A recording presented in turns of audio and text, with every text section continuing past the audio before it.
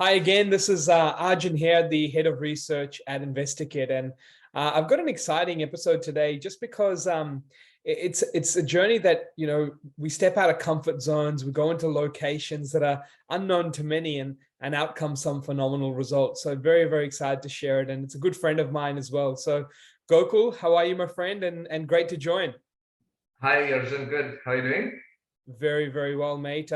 I've been very excited to catch up with you and wanted to chat about the journey that we've been on together, and one that's actually, I know, sparked a lot of interest in all these different locations across Australia for you. But let's I guess go through and just talk about going right to the start of your investing journey, and just talk me through where you've gone and said, hey, you know what, professional help makes sense, and this whole consideration came together. Yeah, definitely, Arjun. Yeah, I think especially after the COVID time frame when we're getting ready to start with an investment property, definitely what happened was NSW was out of the question. So with skyrocketing prices and availability was very low and all that stuff. So then we started looking into what options do we have for the budgets which I was comfortable with, right?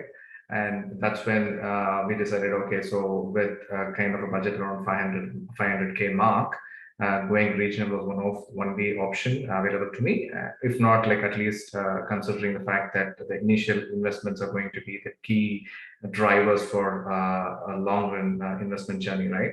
So keeping all that in mind, I think it's just not along me. There's another friend of mine also. We all started together to start looking out for some professional help. And mainly we were a young family. My daughter was just like 8, 9 months old. Definitely cannot spend the time going visiting properties. And also provided the fact that it was all the COVID restrictions, traveling to another location, regional area outside of NSW was not an easy option for us to think through. So that's when we really made up a mind, telling we need that professional help because we are new to the country, we are new to the markets. Thankfully, we did not go wrong with the initial owner-occupied property purchase. And again, we cannot just go by luck again and again by making choices, right? So that's when professional help was our way to go. And we did research, shortlisted a couple of people, and they were signed up with you, Arjun. And again, more importantly, there's like a very thin line between like why we chose you to another person, right? It was more the other feedback we got from other friends who have been clients with yours, and also more kind of modern with respect to the approach. Like we had a portal which was easy for us to go manage stuff instead of looking into emails. And it was more like talking to a friend, right? Like initially from the conversation from the day one to till now, it's been a conversation with a friend. That's how it's been the journey for me. So, And look, before we unpack the journey, I mean, it just reflecting on that shows you've always been someone who understood to reflect quite well where you think you needed help and where was luck, and where it's time to get professional support, but also B, you do a lot of due diligence. You interviewed many other buyers agents, then obviously you came down to the choice of working with us. But now we went straight from comfort and process and steps to outside of your comfort zone and saying, hey, Gokul, I need you to follow me and trust me to this other part of Australia that you've never heard of before. How was that like? definitely, right? So again, and like the initial one was a little jittery, like and unless you taste the flavor of success, right? You're still not comfortable to make some choices that you are not heard of, or not the people are talking about, right? So you always wanted to do the safe play.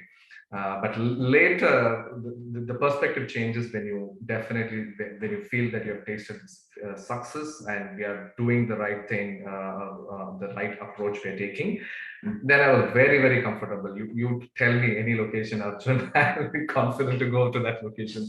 Except that if there was a preference, like okay, me and my partner have been investing, been part of this journey, right? So if my wife feels that okay, fine, we want somewhere closer to this area. That's only when the restriction of the area, the location factor comes into picture. Otherwise, all good for any of the solutions.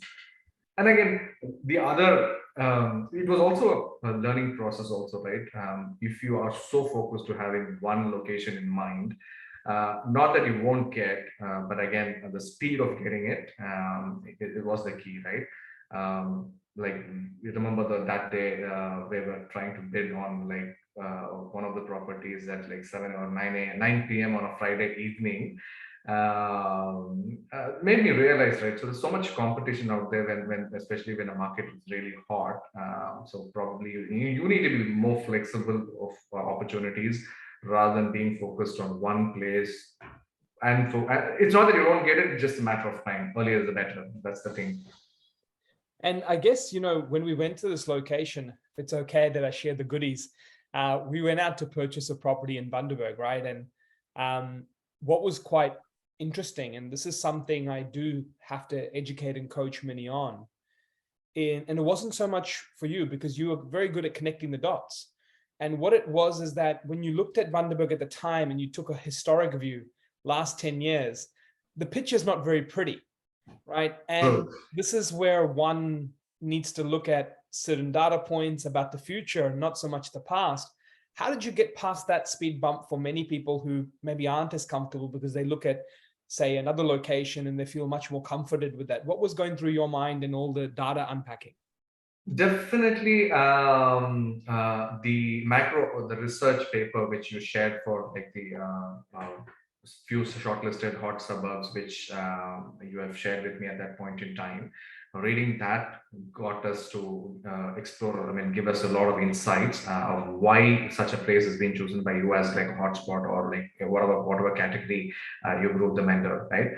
So once you see the data and also correspond to what you've seen within the Sydney market, right? Like few things or key drivers everywhere, be it Sydney or be it anywhere in the location. So when you start connecting or understanding the dots, which you have learned and put the same picture onto the documentation or the research paper you shared with me, it was all also easy, right? And again, the other part, discussing with another friend who was also in the same journey. So it helped us learn. I had a lot of questions between us, and again, we reached out to you to get an answering. Once all the answers were getting, getting all the answers were given to us. That's when we started really feeling more comfortable. So that's how it happened. I guess the happening part now to the result part, you'd seen over 30% of equity gain in 9 months. Now, it sounds crazy, right? I know there's been a property boom, but the property boom has not meant 30% in 9 months. That's been very different. Locations have produced 10%, some 20, but 30% in 9 months is annualized at 40% for the year. Looking back at that and expecting it not from a capital city, not from a city with a huge population in that area specifically, all the things that in barbecues we love to talk about, the schools, the this, the that. How did you feel looking back after the result happened, and how did this set up your future? So, in fact, I didn't believe like when the valuations came and that email, I was just responding quite like, was there a kind of a typographical error? Was it 600 or is it 700? Like, so that was my thing, right? I mean, I didn't expect that much. I mean, I know that it's going to grow and all that stuff, but 30% was phenomenal. And again, drawing that equity opened up another opportunity for us to invest. And again, way ahead of the strategy planning which we made. So in fact, I think it was like 3 properties or two minimum in the first 2 years. But I think we achieved it in the first year itself. Yeah. How good do you feel about conservatism applied to planning, especially in the world of property where, planning is quite aggressive. People want to show a very, very, this is easy, it's all possible. But, hearing you say that, it just must sound like you really valued conservatism because we planned it out here, you've achieved it out here. And so I guess, does that make you feel also that, you should continue to remain conservative because that sets you up to not be disappointed in case, you go ahead with these ways, you actually get a pleasant surprise as well, the other side, right? So how do you feel about all that, considering what so many people hear about the property industry and how so many people are bullish or too extra pushy in some cases? How do you feel about that? So conservatism, as again, like as at the start of the journey, definitely because it's something new you're doing. View People generally tend to be more conservative, right? But again, it should not be the case over a long run as well. So when you get the initial first 2-3 properties right, being conservative, just accommodating all the unknowns, then you get comfortable, and then you go aggressive. So that's the strategy we played, and it's been working out well for me. So definitely I would suggest to everyone the similar path, trying to be more conservative in the initial, or like the first one, right? And once you start looking at the flavor of the results, and then definitely going aggressive is also a portion of the thing which you should look into.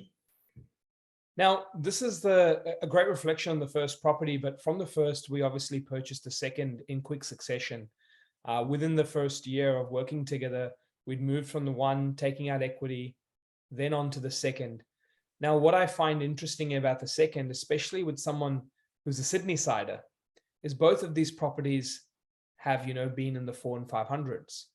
So what sort of tips or advice can you give to other Sydney siders who kind of hear these budgets and maybe think, oh, look, I'm not ready yet, or they end up buying a unit? Has this journey kind of made you reflect on maybe some friends or others around you that should consider alternate ways to look at property investing? Definitely, Arjun. So it completely changed my perspective, and the way I'm kind of sharing that information with other friends, and also giving some advice as much as possible, right? See, first and foremost, we should not be too attached to a property that you're investing. It's not the place we're going to be living there. So definitely take that emotional connect out of that.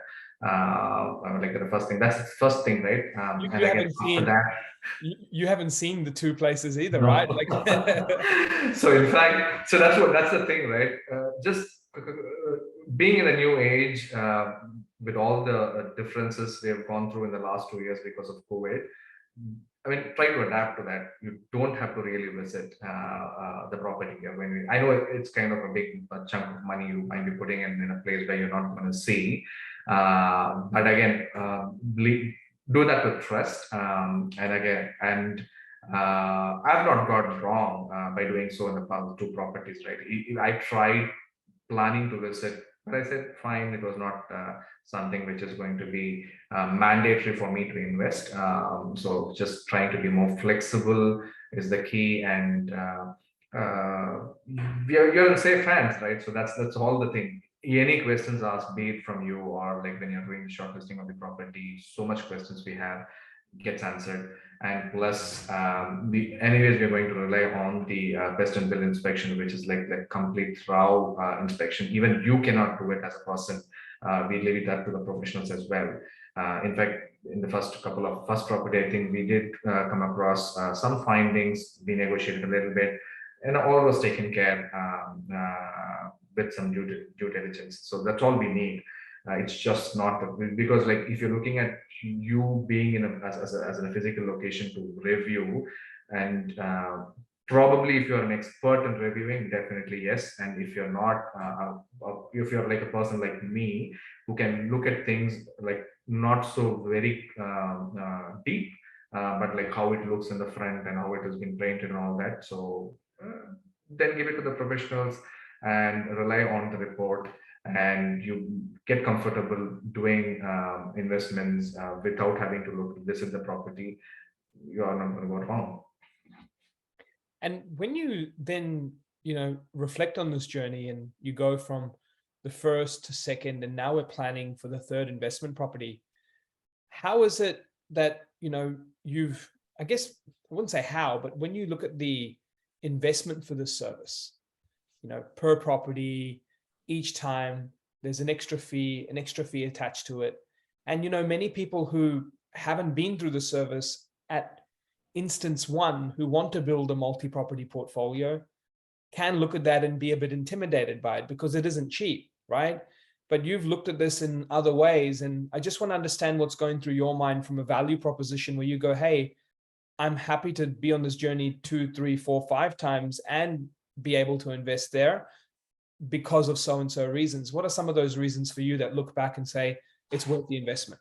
Yeah, definitely. That's some of like it raises our eyes when we look at like this the fees which is involved. But what we should look at is this the opportunity cost lost if you're not doing so. Um, Especially for the one when we did right, like the first property, we did negotiate well, which gave us a good, kind of a discount from the vendor. So that cost, if I consider, is the fee which I'm going to, put it across to investor. So it is all the same. If I were doing it, probably I may not known how to do that kind of a negotiation, or I would not have had the skill because I don't do that day in day out. So probably I think of a property once in like 6 months and then I finish it off, and then that's it, right? But in case for you, you do that day in day out, so probably you are at a better edge to negotiate better. And I see that whatever, if I were to buy that property, I would have paid the cost which was the kind of published, or maybe a 5K negotiation would have happened, but not like a tremendous negotiation which you did, right? So to me, what I would not have negotiated is the fee which I'm giving it to you to get that done. So end of the day, it doesn't matter. The whole idea is getting it faster and at the convenience of somebody who's going to take care for you. So that's the thing, right? Like we are people who have been occupied in work 9 to 5, plus a kid, young family. We know the challenges every day.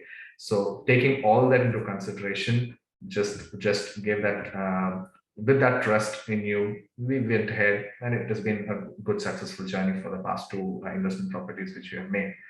So yeah, so I see that's the way I look at it. I don't think that I'm paying additional or something really expensive for the service, but I see as an opportunity cost which I would anyways have to pay if I were to go on doing the investment myself. So it's all the same.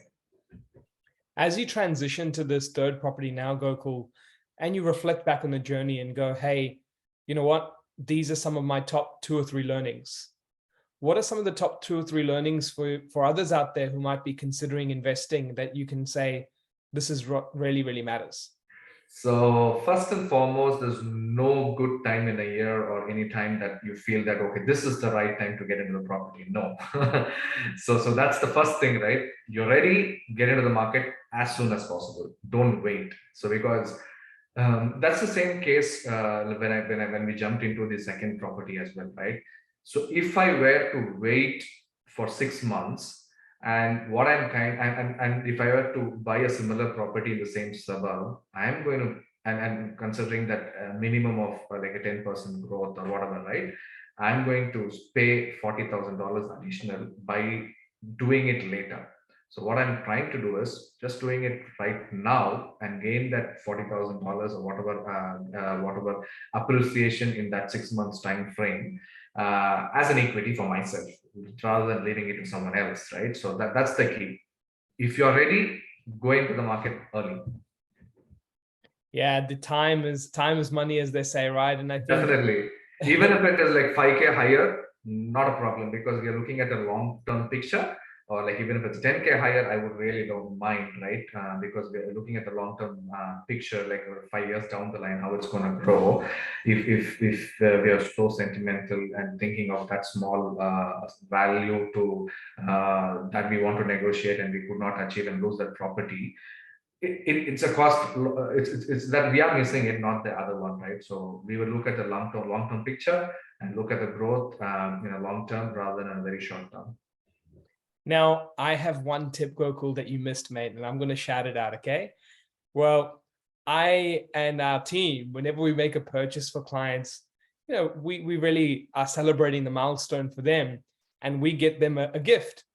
Yeah. But the tip that you have for other clients is that you're one of the few that actually got me a gift, and I'm super happy about that. That's the thing, right?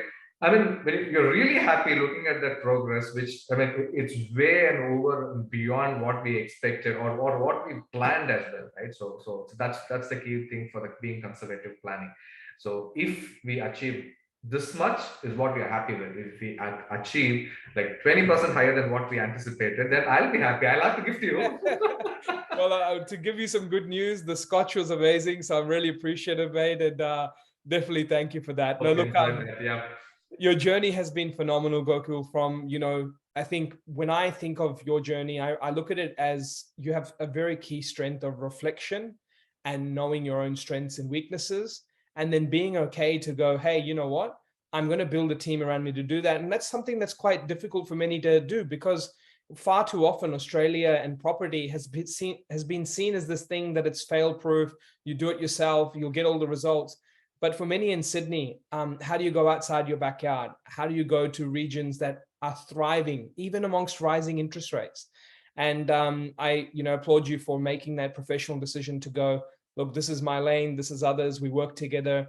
And working towards your third property now in 12 months is a phenomenal result.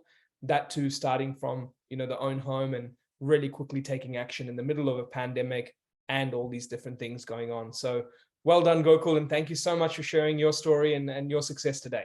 Definitely. Thank you so much, Arjun. Pleasure working with you so far.